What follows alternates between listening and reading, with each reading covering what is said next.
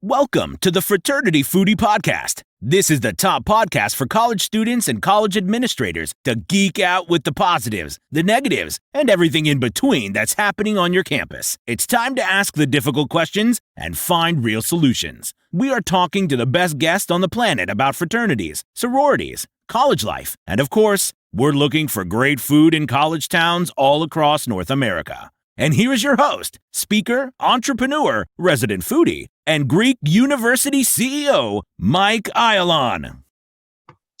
Welcome, everybody. Welcome to episode number 89 of Fraternity Foodie.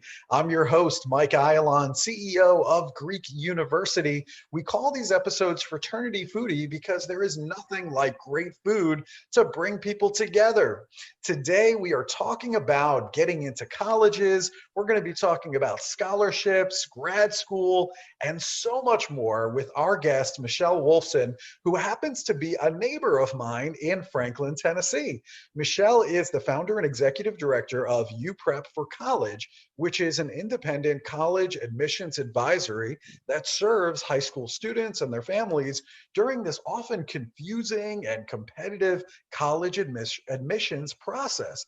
And as we know, choosing to attend college is one of life's top 3 biggest financial investments. So for our listening audience, I think we have to think about, are we really prepared and are we knowledgeable to make a smart investment decision? And that also applies to grad school as well, because I know many of our college students that are listening are thinking, hey, maybe now's a good time to go to grad school. So since launching Uprep for College, Michele has served dozens of students. She has awarded millions of dollars in scholarships from top schools and programs all over the country.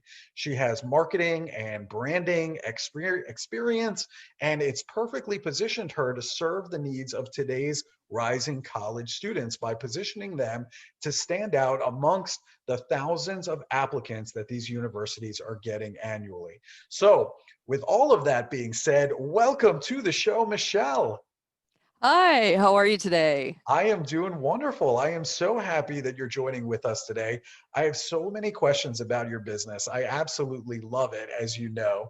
And I think the world of your son as well, because your son is an active fraternity undergraduate right now. I think he's absolutely amazing. So you've done a great job in raising him. There's no question about it. So I love getting the parents' view on everything as well, because I think that's really just fascinating to me. So let's start with you. You went to the University of Florida for your undergraduate degree. So what made you choose the University of Florida? Well, my father was in the military and we moved all over the world and settled in Tampa, of all places, Tampa, Florida. And at the time, I'd say we were upper middle income, and we were looking at colleges somewhere in my sophomore year of high school. And it was basically an agreement between myself and my parents that to go to college without debt would be an amazing thing. Mm-hmm. We didn't have a whole lot of money, and college wasn't the same process as it is today. It wasn't as competitive, and it was just kind of assumed that I would stay in state. So I picked the school that had the best business program and the best marketing program, because that's what I wanted to major in. Mm-hmm. And I applied to University of Florida and I got in. It was awesome. And I don't even know if I could get in there today, to be quite honest, because the requirements have gone up higher and higher and higher. And it's become so competitive. So I did graduate. I got in and out of there in 4 years, which is monumental in a public university. Mm-hmm. And I did take away a little bit of debt just because, all in, it was about $26,000 over 4 years. So by working in the summertime, applying and looking for scholarships, and then having a portion of it paid by my parents, there was just a little bit left over where I needed to fund. So it still was a great affordable option. Yeah, I think that's great. And it also, I think, mirrors a lot that I went through going through the University at Buffalo, state school, very affordable, which is one of the reasons why I wanted to go there. Got a fantastic education. But if I had to do it today, I don't know if I would get into the University of Buffalo. I know. It's super affordable, but I mean, it's hard to get into. That's the issue. Yeah, for Uh, sure, for sure. So interesting. And I know for many years you also owned your own marketing and PR company. So I'm Mhm. wondering, what's your advice for college students, maybe other new business owners that want to stand out from the crowd in terms of their product or service? What advice do you have for these people? Well, for students and new businesses, you need to think about providing a service, a product or solution that actually fills a need, and then targeting your demographic audience and providing value added solutions. And I know you're thinking, well, wait, how does this apply to college? This makes like no sense. This is purely strictly business speak. Um, it's true though, colleges are looking for students who will add something to their freshman class. What are you prepared to bring to their campus? And so all of that is communicated through your application and what you did in high school. So if you found a need in your local community that didn't exist prior and you started something in high school, that's a big deal. That's entrepreneurial. And colleges know that students who do amazing things in high school are going to do amazing things in college. I love it. That makes a lot of sense. Now I'm starting to understand where your marketing and PR background comes into play now with Uprep for College. Now it's all starting to make sense because now you own Uprep for College, which is a boutique consulting firm that helps families and students get into their dream colleges and also help them afford it, which is a big part of this equation. So talk to our listeners a little bit about how this business came about. Well, this was based on purely our family's need. My husband and I have 2 children. We have a 21-year-old now in college, and we have a high school senior who is in the middle of applications. That's always fun, especially when you're coaching your own kids. Um, so we really just it was out of a basic need. We thought we were doing right by our kids by setting up a 529 when they were younger. And for some reason, you think you have all the time in the world when you're a parent. And then you fast forward 18 years and you wake up and think, oh my God, where did the time go? You were so busy in those early years, just running after them and dealing with their basic needs. You just forget how much time flies. So Mhm. when we took a look at our income and how much we had saved, and then compared it to the cost of college, which by the way has gone up 300% Oh my since we had our goodness. kids, we realized there was this huge gap. And that's when the light bulb came on, and I thought, oh whoa, this is not good. We've got to figure out how do we reduce the gap so we don't have our kids graduate with debt like I did and also like my husband. Mhm. Um, so that's when I decided at that point when my son was in the 8th grade, I'm going to figure this out. I'm going to find the shortest distance between 2 points, and we are going to get him into a school, the best school we can for the least amount of money. Mhm. And so that was the end goal. And I can say 6 years later that we met the goal and actually exceeded it. And so at that point, I knew I've got something here. And so started helping his friends um, in high school when they were getting ready to apply to colleges. And it just took off from there. I love that. I absolutely love that story because I graduated with a bunch of debt. I know my wife graduated with a bunch of debt. And it's like this debt continues for another 20 years after you've graduated and you're still writing checks 20 years later. And you're like, oh my goodness, when is this going to end? And if we can somehow provide that to our kids without that debt, I just Yep. feel like they're going to be so ahead of the game. So that's why I love this business that you've built. I have a couple of kids. I have a freshman in high school. My daughter Rachel and Jacob is a sophomore in high school. They're both Yeah. at Page High School here locally.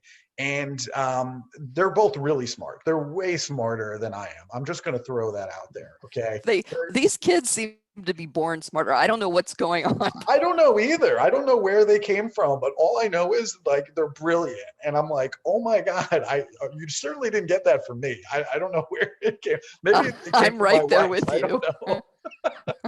so so my question is, and they want to go to the top schools in the nation. Okay. I mean, when Yeah. I say the top schools, I mean Ivy League schools. So my Yeah. question to you is, what are these top universities and Ivy League schools, what are they looking for today? Oh, wow. That's a loaded question. Um,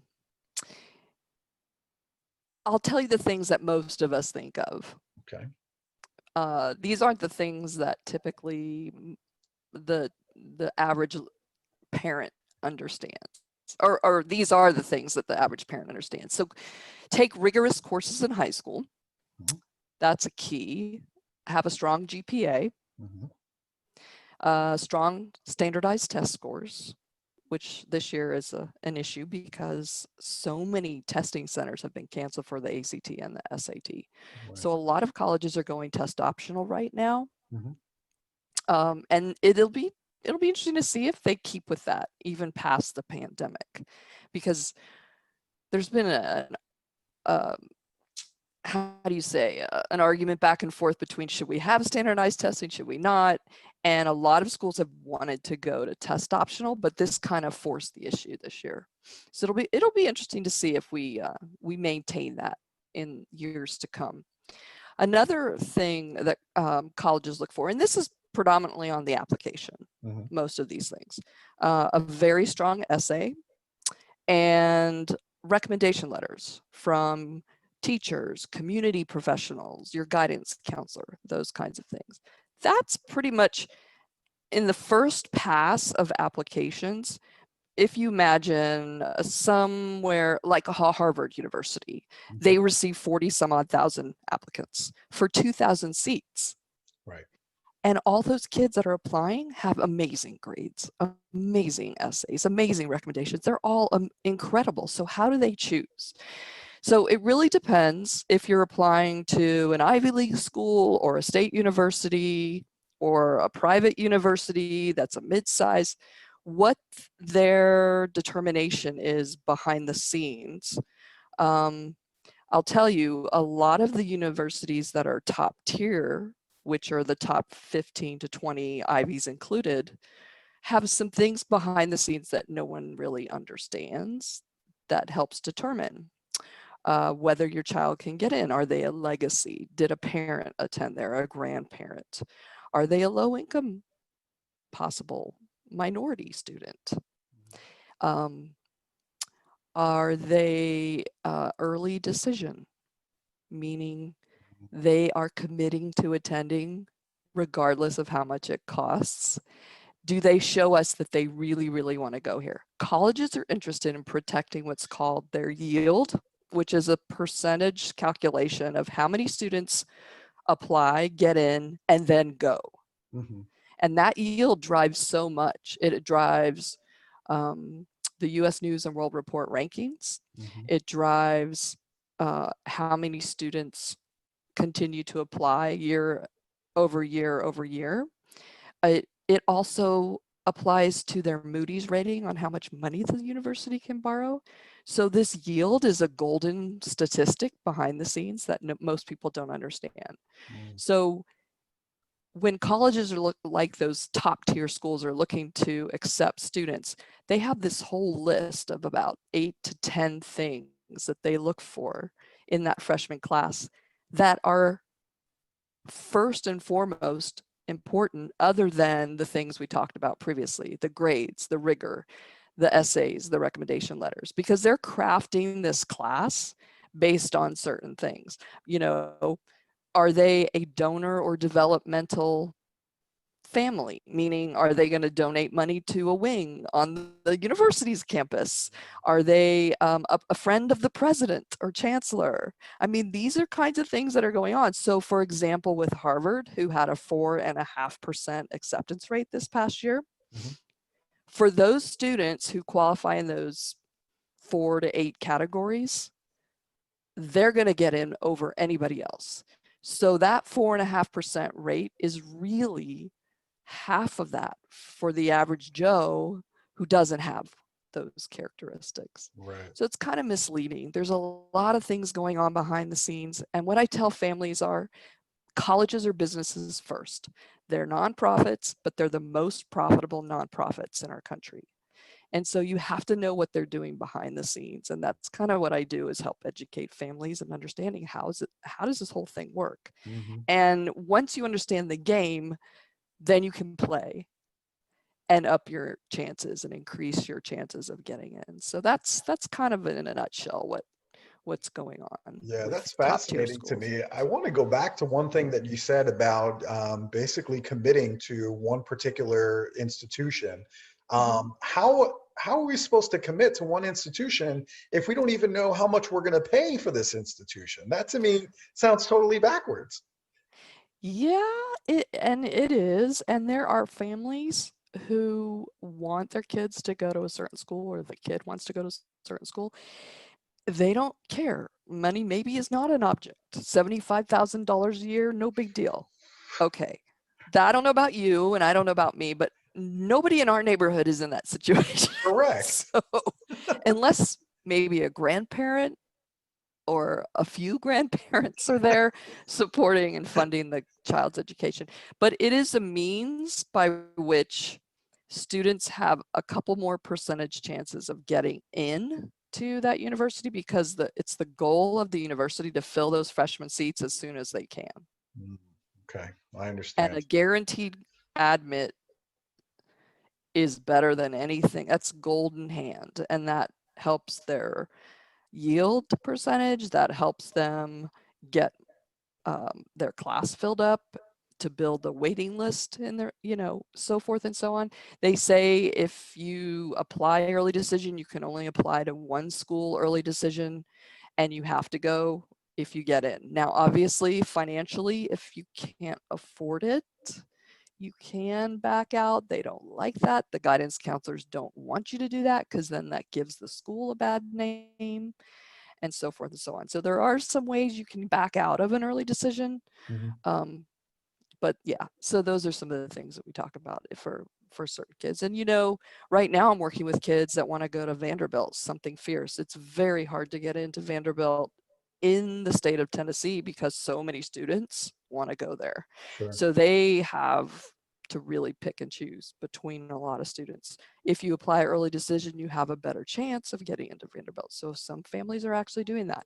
Now we can know what the numbers will be ballpark based on your income, based on your expected family contribution, and what financial aid says. Got it. So All right. if you're really, really wealthy and you make over $250,000 a year, you won't get much aid. If you make anywhere between $250,000 and $60,000 a year, you may get some aid depending on the school. And if you make under $60,000 and your kid can get into an Ivy League, then their education is pretty much covered. Right. So Good to know. All right, that's yes. definitely helpful. I appreciate that. That's really good.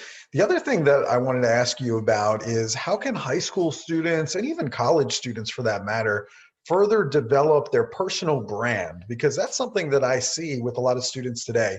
If I Mhm. look at their Instagram profile, for example, on social media, they all have this personal brand. So how can they develop that? Okay.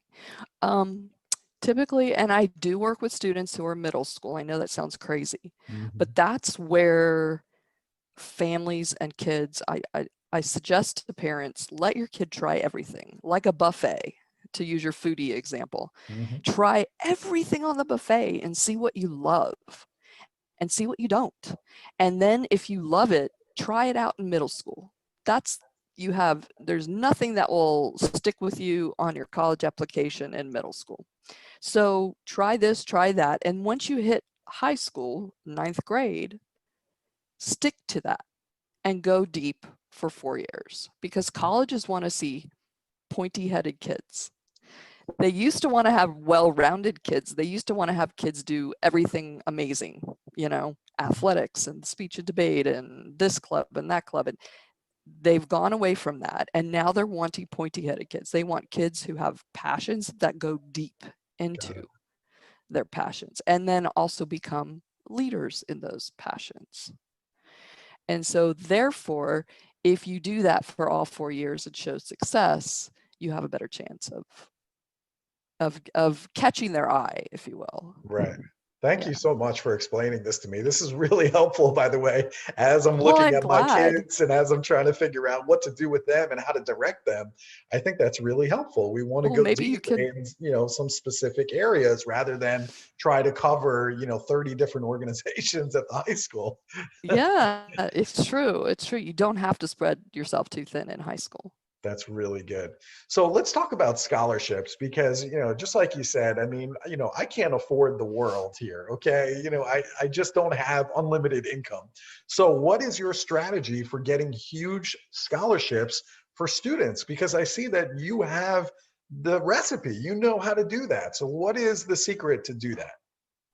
Well, um, whether a family comes to work with me in middle school or a little bit into high school, or even it's really hard, but as a senior, a rising senior, I get a lot of last minute people saying, help me with the college application process. It's hard to go back when you don't have the time to build a brand like you would if you were to start in the beginning of high school. Mhm. But we really can. And it's really finding out, what has this student been doing? What are they passionate about?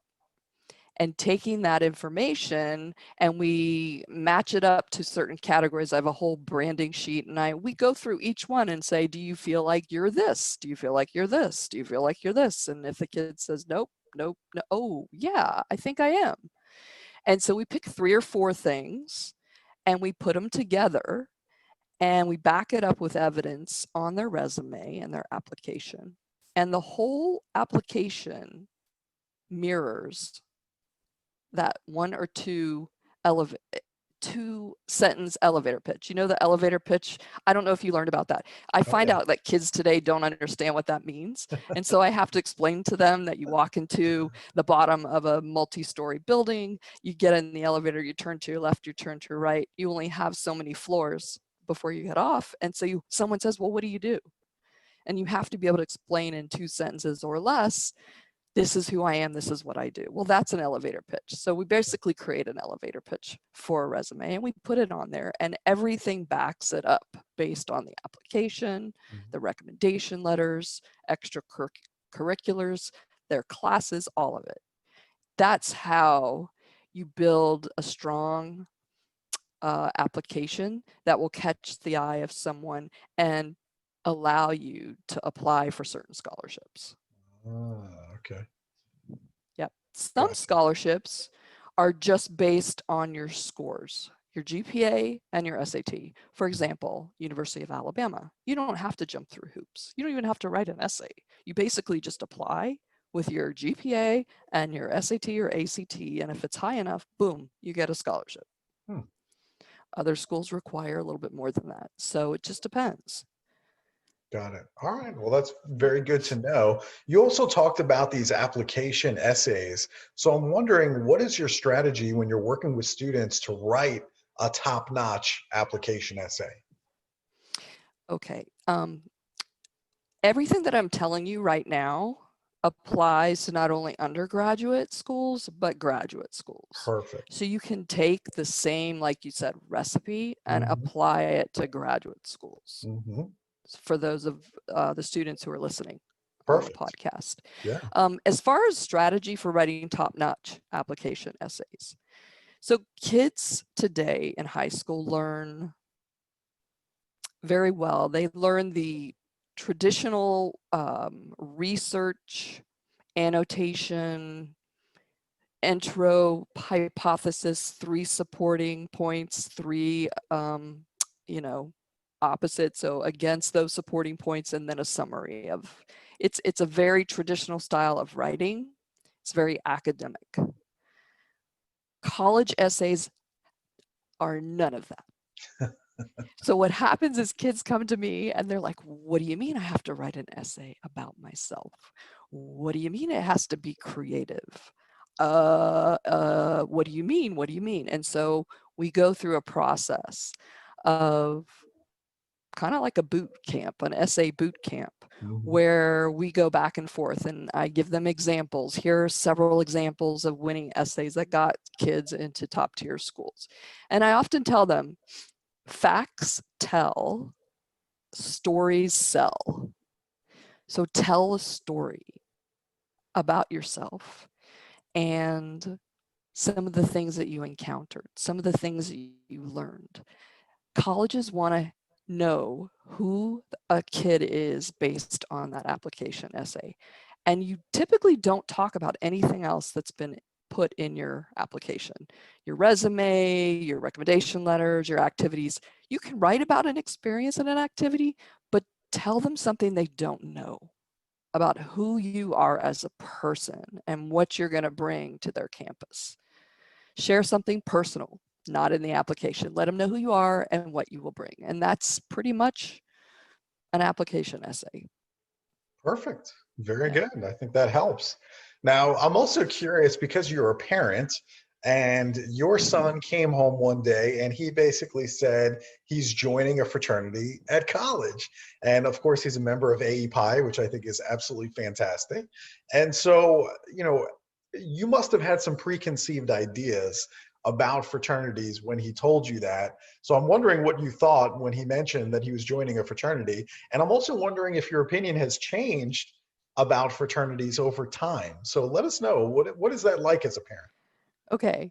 Well, the only experience I had to relate to was the University of Florida, my own personal college experience. And of course, movies and television, which not a good thing, but No, not helpful.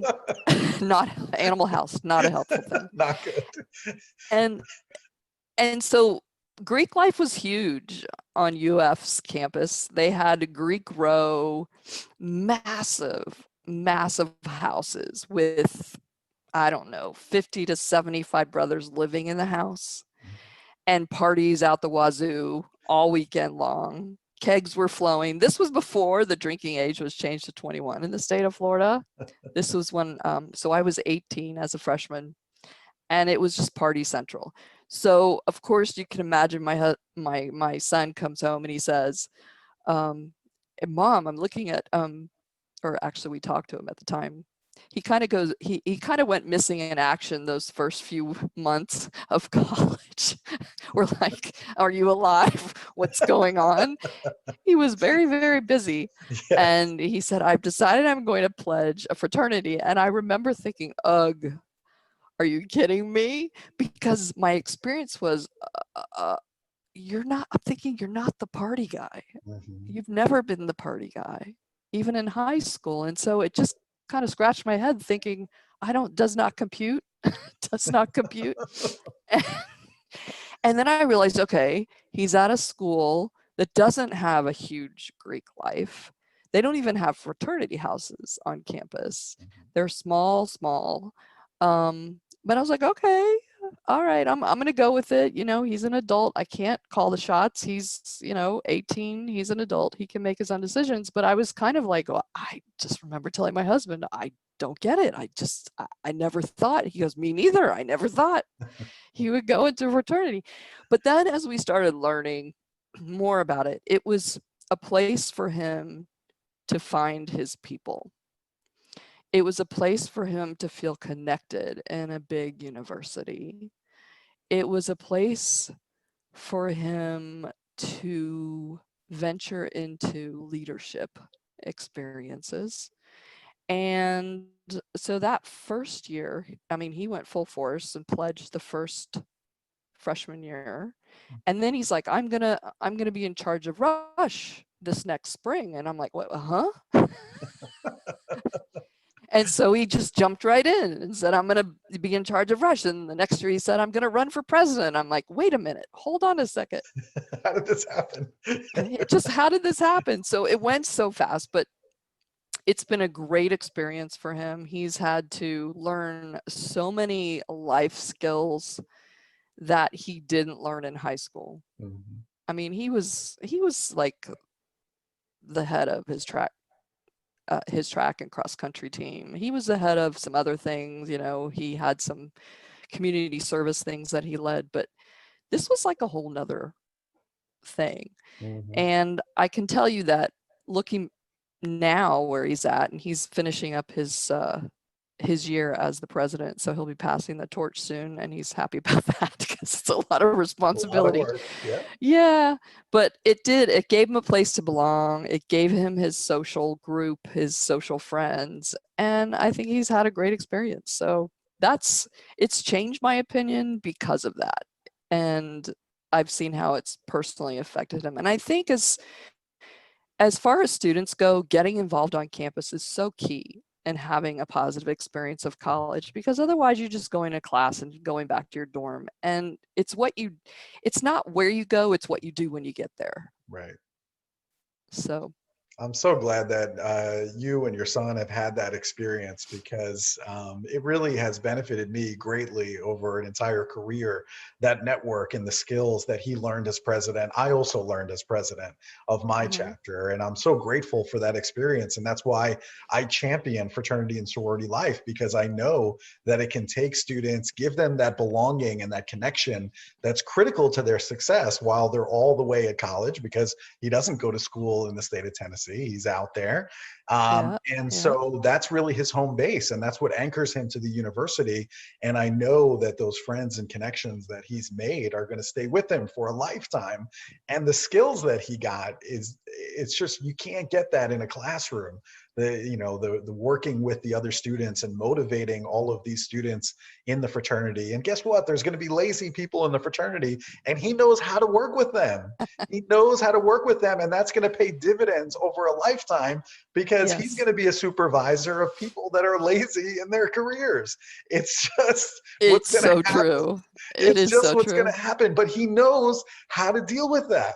And Yeah. so he has a huge leg up on the other students on campus. And so I'm so proud of what he's done, and I'm so happy that it worked out so well, because Well, he's been deemed the pandemic president, which is a whole nother that's a whole level nother of topic. protecting the brothers, Yeah. protecting the chapter, making sure it doesn't close. They're not allowed to have parties on campus. They're supposed to be wearing face masks, and they can only be in groups of 10. So, I mean, it's been really hard because a Yeah. lot of these guys don't want to listen. They're Right. just like, wait, what do you mean we're not having parties? I, There's no girls. What do you mean? What's going on? sure. It's Yeah. challenging, but I know he's gotten so much out of it. And he's probably had it more challenging than most, I will say, because most haven't had to deal with the pandemic. Oh, Okay. for sure. So For surely sure. he's gotten a lot out of it. Anyway, I'm happy for him, and I'm happy for you. I think that's amazing. And now, of course, your son is getting ready to apply for grad school. So Yeah. I'm wondering, what new things are you considering now that he's going to grad school as opposed to an undergraduate degree? What has changed in your approach? Well, it's interesting. The approach for his undergrad was go to the best school for the least amount of money. Mhm.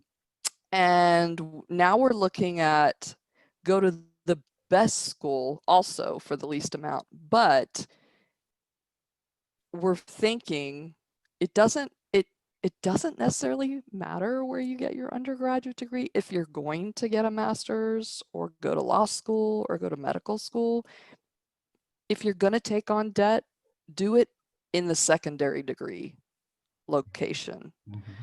Um, and part of that is find a top-notch program, wherever that may be, and build connections. Because with connections, that's where you're going to find employment.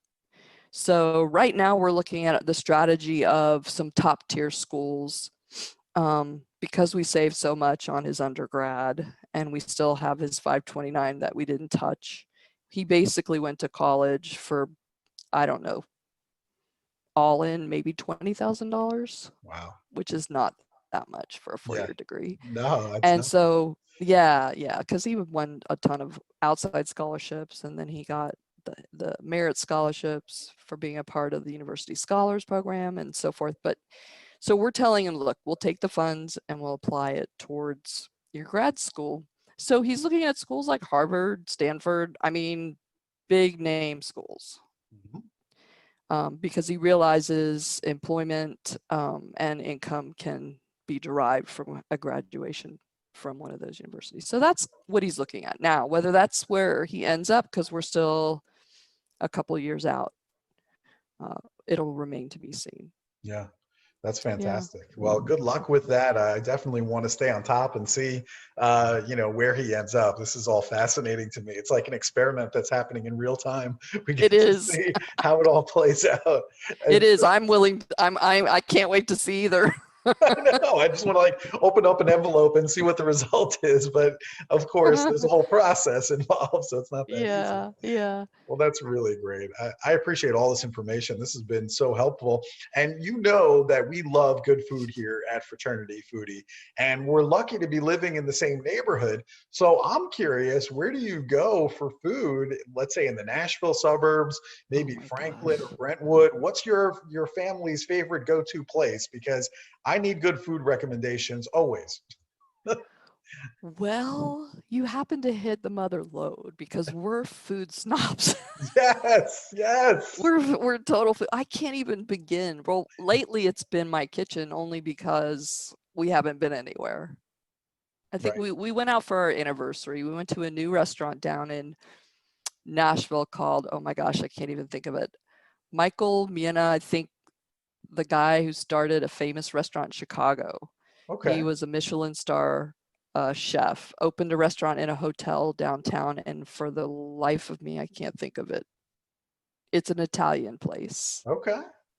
Very high end, really like nothing in Nashville. Right. So I'll have to get you that name Yeah, on the other definitely would side be of good. this because I want to say it's Leon or something like that. Okay. Oh, I'm so sorry. I'm bad with You're names. fine. But then there are local places that we like for regular meals where they're not special occasions. Mhm. We love Vui's Kitchen just opened up. Yes, I love it. Oh, the whatever it is. That's The pho, oh, yes. it's so good. Oh my God. It is like so fragrant and the ingredients are all super fresh.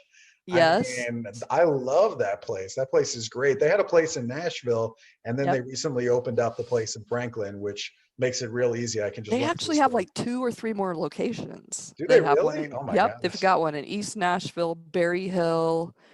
I think 12 South is opening one, Wow. and Vui's over here in Cool Springs. Yes. I mean, Wow. we don't eat there all the time because they just Mhm. have the same stuff on the menu, but Right.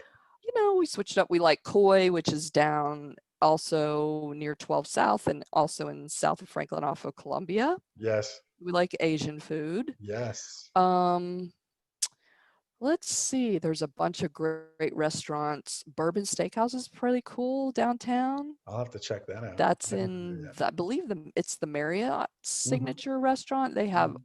awesome fries. They bring out fries for free as like an appetizer. And they have 4 different kinds of fries, like a rosemary and pepper fry, and then they have a Cajun spiced fry, and then they put these dipping sauces. It's really, really good. Oh my God, I'm getting hungry. Just by I your know, right? description, I'm like starving And now. then our good friends actually own Manja Nashville, which is an amazing food experience. Um, they have on the weekends, it's kind of like a all you can eat um, dinner, dancing, and singing. It's an Wow. experiential learning. He was the first pop-up restaurant in Nashville about 8 or 9 years ago, and now he has his own bricks and mortar. So he does that, and they have a bocce ball court on the patio, which is kind of cool. And so Manja Nashville's great. I mean, there's so many. I mean, I can I have a whole list in my phone of places that I haven't been to that I want to go. All right, so let me know what's on the list and we'll meet up for dinner. What can I say?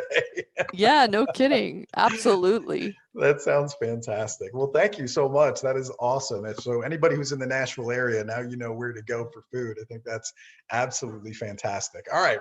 So if our audience wants to connect with you, let's say they want to talk about college applications or scholarships, maybe that's undergrad or maybe it's grad school now. Now you have some new expertise that's coming your way. So where should they go in order to connect with you? Well, I am on every social media platform: Facebook, Twitter, Instagram, LinkedIn. I have email, obviously, Michele@uprepforcollege.com, and a website, which Very is good. uprepforcollege.com. That's So perfect. yeah, And yeah, so it's they the can reach number me. 4. So it's U prep. It's the letter U prep, the number 4 college.com, right? So that's, I just Yes, want to make sure that yes. everybody knows where to go. Michelle, of course, spells her name with one L. So just keep that in mind as well when you're sending her Mhm. email. And that's perfect. I love it. Well, thank you. Thank you so much. I really appreciate all of your time. This has been really helpful for all of our listeners. Anybody who's thinking about applying for college or for grad school, I think they're going to have some nuggets that they're going to be able to uncover here with your conversation, Michelle. So this has Oh, been that's wonderful. Well, fantastic. I appreciate you inviting me on your podcast, and thank you for the opportunity to share some information. Of course, that sounds great. I'm going to see you around in the neighborhood, hopefully sometime soon. And thank you so much for your time. Thank you to our listeners. If you enjoyed this conversation, please like it and share it with some of those other people that you know of that might be applying to colleges or grad school. Send them this interview so that way they can get that information as well. Thank you so much. And we will see you on the next episode of Fraternity Foodie. Bye for now.